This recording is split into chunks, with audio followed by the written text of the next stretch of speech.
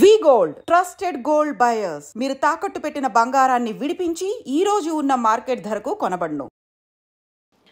నమస్కారం, welcome to I dream. ధర్మ మార్గం విత్ విజిత కార్యక్రమానికి స్వాగతం. ప్రస్తుతం మనతో పాటు ఉన్నారు ప్రముఖ జ్యోతిష వాస్తు పండితులు బ్రహ్మశ్రీ అన్నవరపు తిరుపతి మూర్తి అవధాని గారు. ఇప్పుడు వారితో మాట్లాడేద్దాం. నమస్కారం గురుగారు. ఓం శ్రీ మహాగణాధిపతయే నమః. గురుగారు, మామూలుగా సంతానం విషయంలో ఎటువంటి ఇబ్బందులున్నా, సంతానం ఆలస్యమైన అటువంటి వారు ఎక్కువగా సుబ్రహ్మణ్య స్వామి ఆరాధన చేస్తూ ఉంటారు. సంతానం కోసం కనిపించిన చెట్టుని పుట్టని అన్నిటిని మొక్కుతూనే ఉంటారు, పెద్దవాళ్ళు చెప్తూ ఉంటారు కదా మనకు.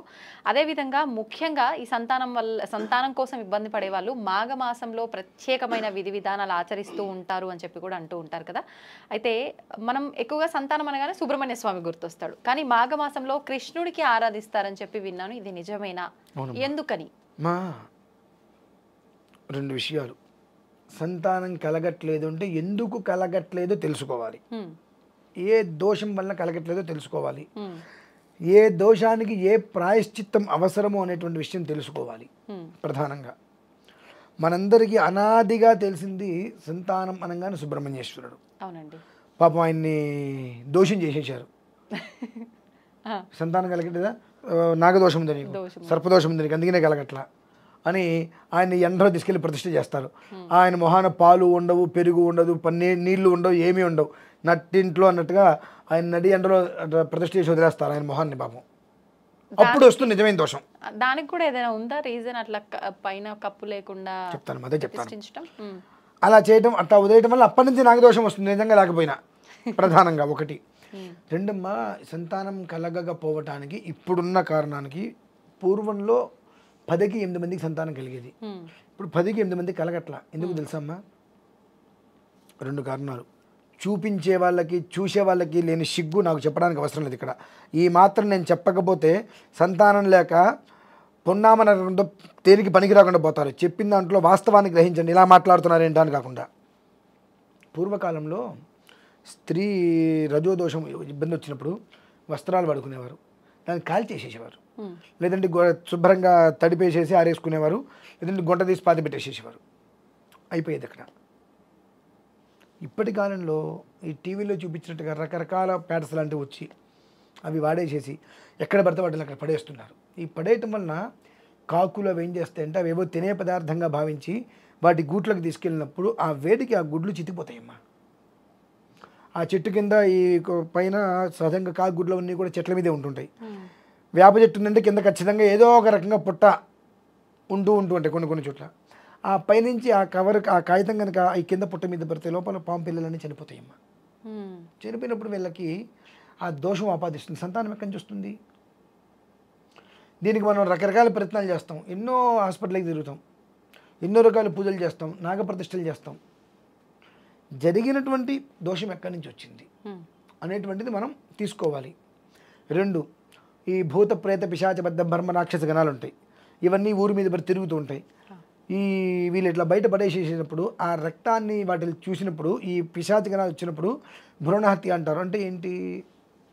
వాటికి అవి ఎప్పుడైతే కనుక అలవాటు పడతాయో దానికి ఆ సంబంధించినటువంటి స్త్రీ ఎవరైనా కనుక గర్భవతి అయితే వాళ్ళకి గర్భస్రావం అయిపోతుందమ్మా.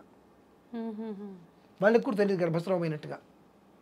4 నెలలకి 5 నెలల రంగానే తెలియకుండా 1, 2, 3 సార్లు కూడా గర్భస్రావాలు అయిపోతూ ఉంటాయి. ఎందుకు అవుతున్నాయి అంటే తెలియదు. పిండం గట్టిగా లేదు, పిండం బరువు 3వ నెల, 4వ నెల, 5వ నెల వరకు గట్టిగా ఉన్న పిండం 5వ నెల నిర్వీర్యం అయిపోయిందా. ఇటువంటివన్నీ కూడా ఈ భయం కలగటాలు, ఒకవేళ గర్భస్రావం అవుతుందేమో అని భయం అయితే గర్భస్రావాలు అయిపోతూ ఉండటం, లేదు ఎదురు చూస్తూ ఉండటం సంతానం. ఇవి జాతకంలో ఉండేటువంటి దోషాలని మనం ఖచ్చితంగా పరిశీలించుకోవాలి. ప్రధానికి పాప సుబ్బయ్య నెత్తి మీద పెట్టేస్తే ఎట్లా, ఆయన మాత్రం ఎన్నెన్ని భరిస్తాడు? కాదమ్మా. దీనికి ప్రత్యేకంగా సంతాన వేణుగోపాల శాలిగ్రామం అని ఉంటుంది. సంతాన వేణుగోపాల శాలిగ్రామం, దానికి ఆరాధన చేయాలమ్మా. దానికి అది 9 రోజులు ఆరాధన ఉంటుంది. పౌర్ణమి వరకు, అష్టమి నుంచి పౌర్ణమి వరకు ఆరాధన ఉంటుంది. పూర్వాంగం ఉత్తరాంగంతో కలిపి 9 రోజులు అది. పౌర్ణమి వరకు ఆరాధన ఉంటుంది. ఆ పౌర్ణమి వరకు కూడా ఆ ఒక్క సంతాన వేణుగోపాల సుదర్శన శాలిగ్రామం ఏదైతే ఉంటుందో దానికి ఆరాధన చేసుకోవాలి. ఆ చేసుకునేటప్పుడు ఆ దంపతులు ఇద్దరు అమ్మ ఒకళ్ళు కాదు, ఆ అమ్మాయిని ఒక్కదాన్ని గుర్తుని చేస్తా, అబ్బాయిని ఒక్కదాన్ని గుర్తుని చేస్తా అంటే ఉపయోగం లేదు. సంతానం కలగాలి అని అంటే ముందు ఆ పురుషుడు యొక్క శిరస్సులో 3 మాసాలు ఉంటుందండి బీజం. ఆ తర్వాత స్త్రీ యొక్క కడుపులో వెళ్తుంది. కాబట్టి ఇద్దరూ కూడా కొన్ని నియమాల్ని అనుసరించవలసిందే. పూర్వకాలంలో చిన్న వయసులోనే పెళ్ళిళ్ళు చేసే చక్కగా సంతానం కలిగేది. ఇప్పుడు 30 ఏళ్ళు వచ్చినా పెళ్ళిళ్ళు కావట్లేదు. 35 ఏళ్ళు వస్తే పెళ్ళిళ్ళు చేస్తే వాళ్ళకి సంతానం అనేటువంటిది పుట్టిన ప్రతి పిల్లవాడు బాక్సుల్లో ఉంటున్నాడు. ఎందుకని? వీళ్ళకి నెత్తి మీదకి సంసారం అనేటువంటి బాధ్యతలు లేనప్పుడే సంతానం కలిగితే చక్కటి సంతానం ఉంటుంది. ఈ బాధ్యతలు నెత్తి మీదకి వస్తే తెల్లారేస్తే ఈఎంఐలు కట్టాలి, ఇవి కట్టాలి, ఇవి కట్టాలి, మెంటల్ టెన్షన్ మీద ఏ టెన్షన్తో అయితే ఉంటాడో అదే రకమైనటువంటి ఆలోచనతో పిల్లలు జన్మిస్తారమ్మా. మెంటల్గా ఎదక్కబోటాలు ఇటువంటి ఇప్పుడు అన్నీ జరిగేవే. అటువంటి ఏమీ జరగకుండా చక్కటి సంతానం కావాలనుకున్నప్పుడు సంతాన వేణుగోపాల శాలిగ్రామాన్ని ఆరాధన చేయాలి 9 రోజులు. తర్వాత వారు సుమారుగా 24 నుంచి 27 రోజులు వ్యవధి ఉంటుందమ్మా. ఒక మంత్రం ఒకటి ఇస్తాము. ఆ మంత్రం రాత్రిపూట పడుకునే ముందు ఆ మంత్రాన్ని చక్కగా విని ఆ క్షీరాన్ని వాళ్ళిద్దరూ స్వీకరించి తాగేసేసి పడుకోవడం. ఉదయం లేచిన తర్వాత ఒక శ్లోకం ఉంటుంది. ఆ శ్లోకాన్ని దంపతులు ఇద్దరు ఒక 5 నిమిషాలు కూర్చొని చక్కగా పారాయణ చేసుకొని 114 సార్లు అంత వెన్నపూస, అటుకులు, బెల్లం ముక్క కృష్ణుడికి నివేదన పెట్టి అది ప్రసాదంగా తీసుకోగలిగితే ఇందాక అనుకున్నటువంటి ఎలాంటి అనర్థాలు జరగకుండా 120 రోజుల వ్యవధి చక్కటి సంతానం కలుగుతుందమ్మా. చక్కటి సంతానం కలుగుతుంది 120 రోజుల వ్యవధి. కాబట్టి కాళీయమర్దం చేసింది ఎవరు? కృష్ణుడే కదా మరి. అంటే ఎటువంటి దోషాన్నైనా హరించేటువంటి వాడు ఆయన. అంటే ఆయనకి సంబంధించిన ఆరాధనలు కొన్ని అన్ని రోజులలో చేరు. ఆయన ప్రత్యేకమైన ప్రాతినిధ్యం వహించిన రోజులు కొన్ని ఉంటాయి. ఆ రోజులలో మాత్రమే దానికి ఆ ప్రాతినిధ్యం వహించిన రోజులకి అర్చన చేస్తారు. చేసినప్పుడు సంతానం కోసం కొన్ని వేలల్లో మన ఎదురు చూస్తూ ఉంటారు. ఇలా చెప్పినప్పుడు కనీసం అంతమందిలో ఒక్కళ్ళైనా ఆచరిస్తే ఆ సంతానం వాళ్ళకి కలిగినప్పుడు అమ్మయ్య అని అంటే ఆ ఆనందం ఉంటుంది. చూశారండి, ఎంత ఇచ్చినా ఆనందం ముందు దిగదురుపు. ఎదురు చూసి అమ్మ అని పిలిపించుకోవాలి, నాన్న అని పిలిపించుకోవాలని చెప్పి వాళ్ళ సూటిపోటు మాటలు అవన్నీ అనుభవిస్తూ వాళ్ళు వాటి నుంచి బయటకు వచ్చి అమ్మాయి కన్సీవ్ అయ్యి చక్కగా 9వ నెల వరకు ఉండి 9వ నెలలో ఆ పిల్లనో జన్మనిచ్చినప్పుడు అలా అంత ప్రసవ వేదంతో అనుభవించి ఆ పిల్లని తీసుకొని ఇలా ముద్దు పెట్టుకుంటే అన్నీ మర్చిపోయి ఎంత ఆనందంగా ఉంటారమ్మా. మనం వీడియో చెబితే 100 మందిలో ఒక్కళ్ళైనా విని ఆ ఒక్కళ్ళైనా ఆచరిస్తే ఆ కష్టంలో ఉన్న వాళ్ళు వాళ్ళ ఆ ఒక ఆనందాన్ని అనుభవిస్తే అది మాకు తృప్తిగా ఉంటుందమ్మా. దానికోసం ఇవేవైతే కనుక ఇంపార్టెంట్ ఉంటాయో చాలా ముఖ్యమైనటువంటివి వివరించడం జరుగుతుంది. కాబట్టి ఎటువంటి పరిస్థితులలో ఒక సంతాన వేణుగోపాల శాలిగ్రామార్చన అనేటువంటిది 9 రోజులు ఖచ్చితంగా సంతానాన్ని కోరుకున్నటువంటి స్త్రీలు, పురుషులు ఆచరించి చేయాల్సిందేనమ్మా. ఓకే, అంటే ఇది ఎవరికి వారు పురోహితుల సమక్షంలో చేయించుకోవాల్సిన విధానం, ప్రత్యేకించి ఆలయము అదంతా ఏమీ లేదు. సంతాన వేణుగోపాల శాలిగ్రామం అవి చాలా తక్కువగా ఉంటుంటాయి. అది ఉన్న చోట మనం వెళ్ళటం, ఏ కారణం చేతనైనా వెళ్ళకపోతే 9 రోజులు దీక్షతో మన పేరు మీద అక్కడ మనం నిర్వర్తించటం. ఏ కారణం చేతనే మనం వెళ్ళలేకపోయాం, ఆ వెళ్ళలేనప్పుడు మన గోత్రం పేరు మీద వాళ్ళని చేయమని చెప్పి దూరంగా ఉంటే, దగ్గరగా ఉంటే వెళ్ళటం శ్రేయస్కరం, దూరంగా ఉంటే వాళ్ళ గోత్రం పేరు మీద చేయమని చెప్పి ఆ 9 రోజులు వాళ్ళు దీక్షను పాటించడం అనేటువంటివి ఉంటాయి. ఇద్దరూ కూడా ఆ కనీసం ఆ 9 రోజులు మాంసాహారానికి దూరంగా ఉండాలి, శాకాహారానికి ఉండాలి. కొంతమంది ఏదైనా ఆరాధనలు చేస్తున్నప్పుడు బ్రహ్మచర్యానికి చేస్తుండండి, దాంపత్య సుఖానికి దూరంగా ఉండండి అంటారు. కానీ ఇక్కడ మనం చేసేది సంతానం కోసం కాబట్టి ఇంకా ఎటువంటి దూరంగా ఉండాలనేటువంటిది ఏమీ లేవమ్మా. కాకపోతే శాకాహారం మాత్రమే భుజిస్తూ ఉదయం పూట ఈ 9 రోజులు వెన్నపూస నివేదనం కృష్ణుడికి, వెన్నపూస, అటుకులు, బెల్లం ముక్క నివేదన పెట్టి అది ప్రసాదంగా తీసుకోవడం, రాత్రి పడుకోబోయే ముందు ఆ మంత్రంతో ఆ మంత్రం విని ఆ పాలిద్దరూ తాగటం అనేటువంటిది చేయటం వలన చక్కటి సంతానవంతులు అవుతారమ్మా. అది అంటే ఈశ్వరానుగ్రహం వల్ల మరి సకల మానవాళి క్షేమం కావచ్చు, ఏదైనా కావచ్చు.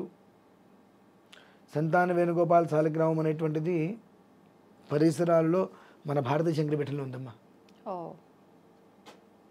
బయట పెట్టలేదు ఇప్పటివరకు. మీరు జరిపిస్తున్నారా ఈ కార్యక్రమాలు మరి? నేను ప్రత్యేకంగా ఎవరికి జరిపించనమ్మా. ఉమ్, ఎవరైనా కోరుకుంటే మాత్రమే జరిపిస్తా.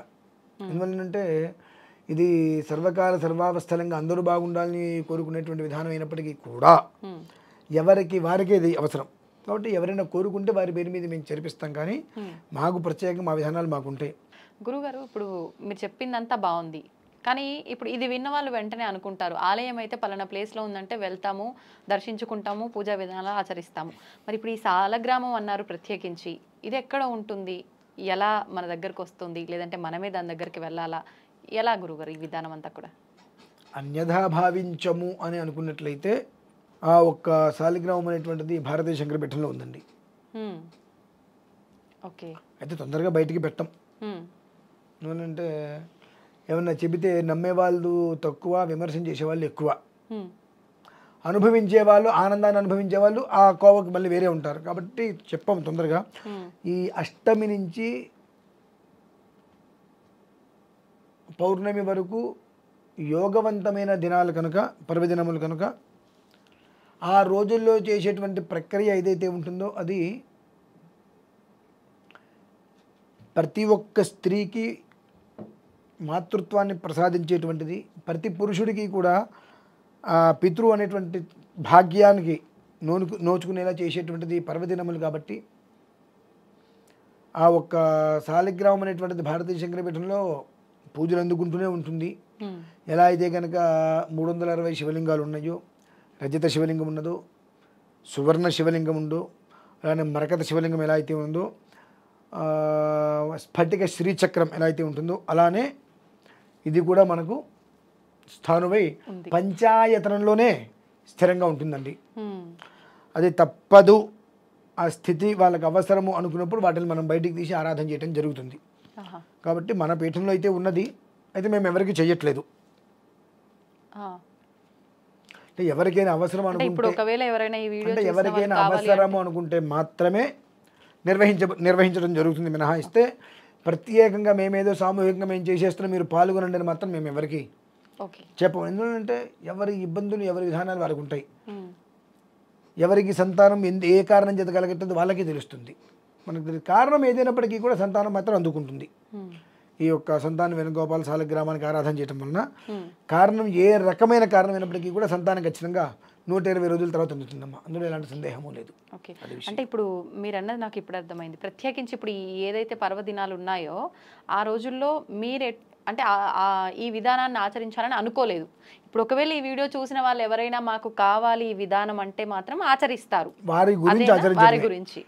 ఎందువల్లంటే నేను కుంకుమార్చన చేస్తున్నాను, సామూహికంగా అందరూ అలా కాదు, ఎవరికి వారికి అనిపించాలి. ఆయన ఏదో చేస్తున్నారు మనం వెళ్దామని కాదు, మన గురించి మనం చేసుకుందాము.